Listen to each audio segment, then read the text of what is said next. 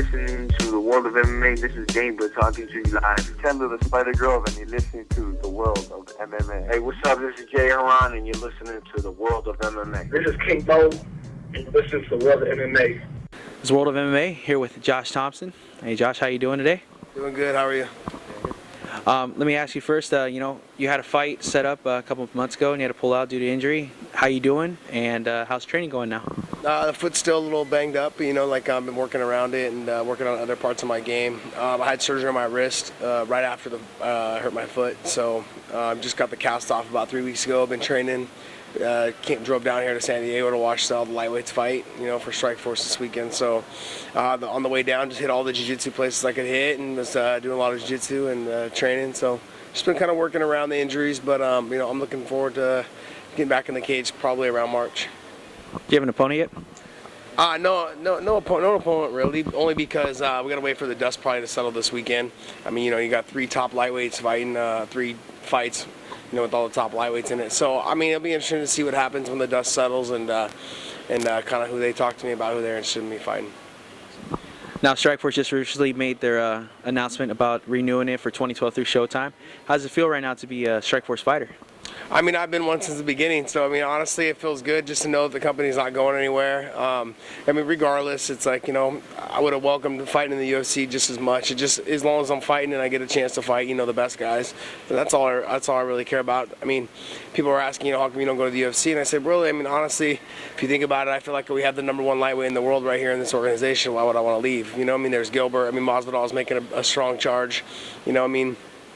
Gil and I have had 2 epic fights, and I'd like to get the 3rd one out of the way, I guess when it comes down to it, when you fight 2 times and it's been 10 rounds apiece, 5 rounds apiece, and I'm ahead 6-4, 7-3, I guess you could say in the fights, 2 fights. So it's something that I feel like I let the second fight slip away, and I'm looking forward to a 3rd fight. So whatever gets me back on track, and hopefully March we'll start the win streak again.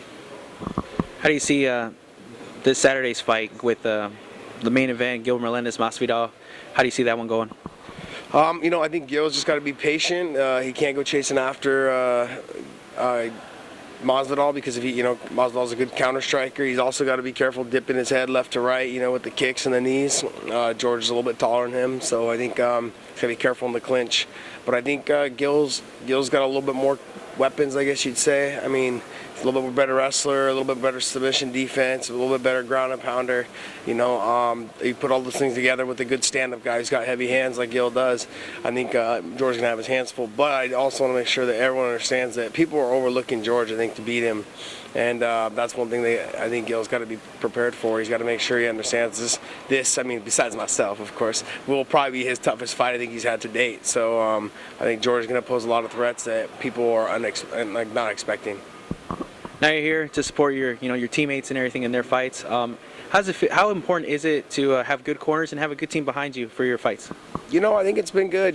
We've had a great system here at AKA, and then it's been wonderful, man. Our team is stronger than ever. I think the guys in our team are making good surges right now. Luke Rockhold just won the Strikeforce World title from Jacare.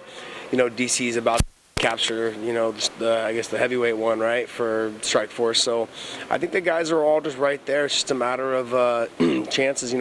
Fitch, I think he's like 18-1 in the UFC. He's knocking on the door for another title shot. So he's just got to get past Johnny Hendricks. I even think Wilcox, who's fighting here, tonight.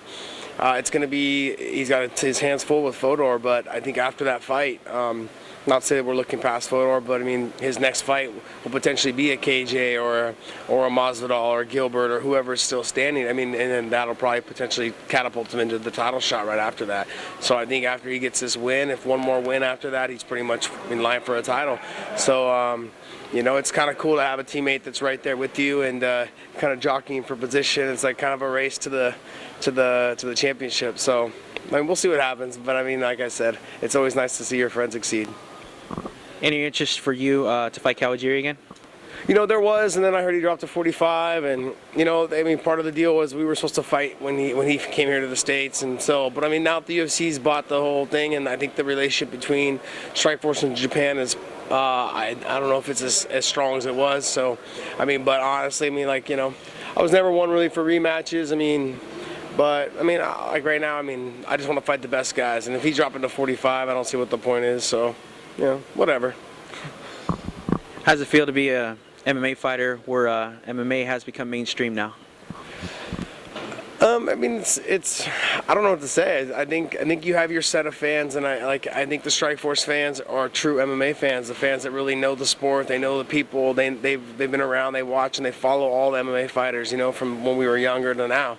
And I think the UFC fans, I think they're great fans. I think the same thing with Strikeforce, but I think they tend to gather up. I think some of the ones that really are oblivious to the rest of the sports of what's going around.